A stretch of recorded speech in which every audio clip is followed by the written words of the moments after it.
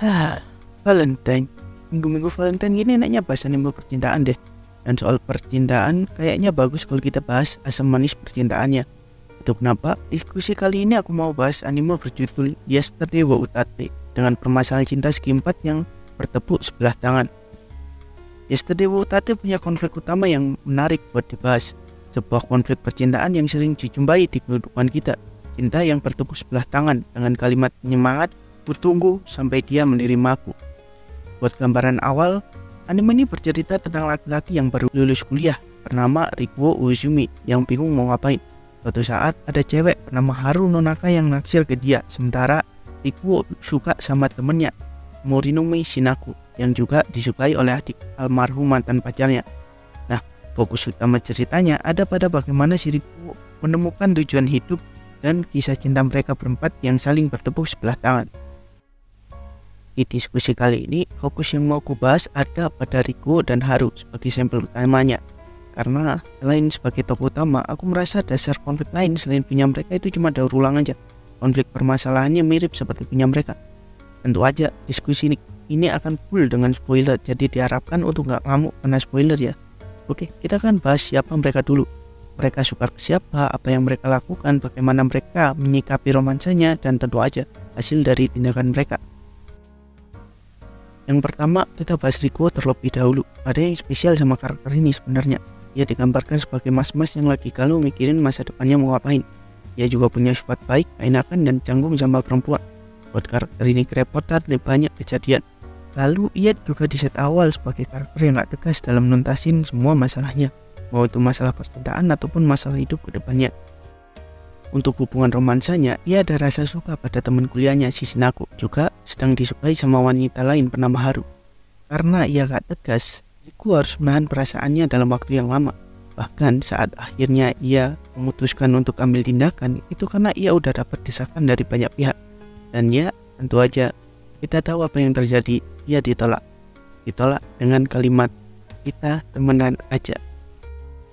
Setelah kejadian itu, hubungan mereka menjadi canggung dan puncaknya Shinako memutuskan hubungan pertemanan mereka. Di sini Rikuo ngomong kalau dia akan menunggu. Menunggu apa? Tentu aja menunggu pujaan hatinya move on, atau lebih tepatnya membuka hatinya kembali. Lalu sepanjang cerita ke depan, karakter ini benar-benar menunggu tanpa ada tindakan yang berarti. Sementara ia juga masih berhubungan dengan karakter lain. Dan malah kisah cintanya di awal sampai tengah babak kebanyakan diisi bareng Haru. Rikuo benar-benar menunggu sampai Shinako siap untuk memulai babak baru dalam asmaranya. Klimaksnya ada di episode 7. Setelah beberapa lama Rikuo menunggu diam tanpa tindakan, ia laki-laki ditorong untuk bertindak. Dan kali ini datang langsung dari Shinako di depan apartemennya. Shinako ngomong, "Aku harap kamu lebih berani." Di sini Shinako tak ingin Rikuo hanya menunggu. Ia ingin Rikuo yang menariknya, yang membantunya maju membuka lembaran baru. Lanjut masuk ke scene dimana ia diundang masuk lalu diusir. Kita bisa lihat sifat keenakannya Rikuo aktif di sini. Saat diajak ia ikut, saat Shinako berubah pikiran ya ia nyerah gitu aja. Dan pada sepatah atau dua patah upaya ia bertindak, kesempatannya hilang begitu aja. Setelah kejadian itu, kita bisa lihat kembali betapa pasifnya hubungan mereka. Dan lagi-lagi perlu ada dorongan dari banyak sudut buat ngelakuin tindakan lanjutan. Dan akhirnya di malam Natal, Rikuo memberanikan diri untuk ngajak Shinako jalin hubungan secara perlahan. Yap, secara perlahan. Saking pelannya, gak ada upaya dari Rikuo buat bikin Shinako lebih tertarik ke dirinya. Inilah juga yang buat hubungan mereka gak berkembang. Rikuo yang sabar nunggu dengan sedikit tindakan dan Shinako yang masih enggan memulai hubungan. Sementara konflik mereka dengan yang lain semakin rumit. Dan akhirnya seperti yang kita tahu, setelah beberapa bulan berjalan, kisah cinta mereka pun berakhir, di mana keduanya sepakat kalau hubungan mereka nggak akan berhasil dan memutuskan untuk ngejar yang lain. Rikuo ngejar Haru dan sepertinya Shinako yang mulai terbuka ke Ro. Hubungan mereka yang hambar itu pun akhirnya berakhir. Nah, berbeda dari Rikuo, cara Haru untuk ngejar pasangannya dilihatkan sangat agresif. Meskipun tahu kalau orang yang ia suka udah ada rasa ke cewek lain, ia tetap gigih buat ngejar Rikuo. Ia digambarkan sebagai cewek yang periang dan semangat. Apalagi Haru disimbolkan dengan seekor gagak. Ya, seperti seekor gagak. Sifatnya yang setia dan punya ingatan yang kuat. Apalagi klaimnya yang pernah bertemu Rikuo beberapa tahun sebelumnya. Saking loyalnya, ia kekeh buat ngejar Rikuo sampai ia ngomong kalau gak bakal nuntut, gak harapin apa-apa dari Rikuo, gak berharap jadi prioritas karena tahu kalau udah ada yang Rikuo sukai.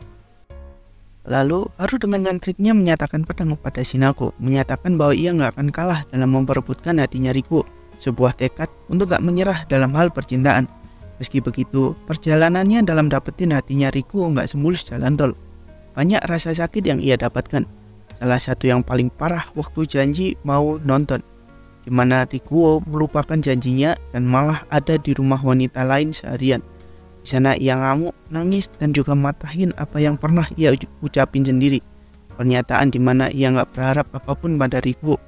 Walau ia bilang begitu, pada dasarnya Haru tetap ingin diperhatikan oleh orang yang dia sukai, meski ia tahu itu nggak akan terjadi. Setelah kejadian itu, tentu Haru gak nyerah. Ia terus-terusan deketin Rikuo, terus-terusan berjuang agar ia disukai dan diperhatikan. Salah satu upayanya yaitu harus sering nunggu Rikuo pulang kerja, supaya mereka bisa ada waktu buat jalan. Lalu ada juga soal dia yang bawain makanan dan banyak hal lainnya. Meskipun udah berjuang, hal itu gak membuat ia lepas dari kekecewaan yang kedua. Kekecewaan yang muncul saat ia tahu kalau Rikuo dan Shinako udah menjalin hubungan. Kali ini dampak rasa sakit yang ia rasakan begitu besar, sampai-sampai ia memutuskan untuk pergi sementara. Nah, jika diperhatikan, ada perbedaan cara yang dilakukan Rikuo dan Haru dalam mendekati dambaan mereka. Padahal sebenarnya apa yang mereka lakukan adalah hal yang serupa, yaitu menunggu dan berharap agar cintanya dibalas. Rikuo dengan kesabarannya, sementara Haru dengan kesadaran kalau Rikuo udah ada rasa suka ke yang lain. Keduanya berbagi rasa bahwa mereka bisa bertahan menunggu sampai pujaannya suka ke mereka. Di balik kata menunggu, mereka menipu diri dan mencoba untuk terlihat baik-baik saja. Padahal diri mereka sendiri sudah bergejolak meminta agar kasihnya dibalas oleh orang yang mereka sukai. Pergejolakan itu dapat dirasakan waktu Haru 2 kali rage quit dan juga Rikuo yang memberanikan diri buat mulai hubungan secara perlahan. Perbedaannya, kita bisa lihat bagaimana agresifnya cara pendekatan Haru dan betapa pasifnya pendekatan yang dilakukan oleh Rikuo. Pendekatan yang dilakukan Haru sangatlah agresif, meskipun ia udah nyatain kalau gak ngarep apa-apa, udah bilang kalau Rikuo bisa prioritasin yang lain daripada dirinya, tapi Haru juga ingin agar kasihnya dibalas. Ia terus beri perhatian, terus semangat buat ngejar cintanya. Di sini ia menjadi karakter yang pas sebagai pemuda yang sedang dimabuk cinta. Sebagai anak muda, tentu yang ia ingin adalah dapat perhatian dari orang yang ia suka. Itu kenapa Haru terus-terusan deketin Rikuo sampai ia dapat perhatian yang diinginkannya. Efeknya bukan hanya perhatian dari Rikuo, tapi Haru bisa ngisi kekosongan asmara yang ada di dalam diri Rikuo, mengisi kekosongan yang gak Rikuo dapatkan dari tempat lain.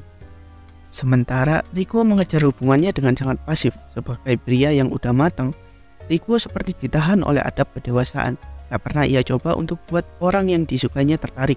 Bahkan semua upayanya terjadi setelah dapat banyak dorongan dari banyak pihak. Cara ia menjalin hubungan juga sangat pasif. Ia tahu kalau pasangannya sedang dalam masa percobaan untuk move on, tapi yang ia lakukan malah bertindak pasif dan menunggu agar waktu yang merubahnya. Menunggu agar wanitanya bisa move on secara alami dan mulai menjalin hubungan dengannya. Tapi tentu saja, hanya dengan menunggu, keinginan Rikuo agar kasihnya dibalas gak akan pernah terjadi. Karena menunggu aja gak cukup, harus ada tindakan agar pihak lain punya kesan ke kita. Harus ada kesan baru untuk menggantikan kesan yang lama. Karena kalau gak ada kesan yang baru, kesan yang lama gak akan berganti.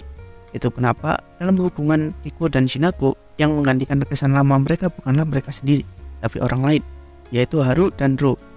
Yang keduanya benar-benar agresif dalam deketin orang yang mereka suka.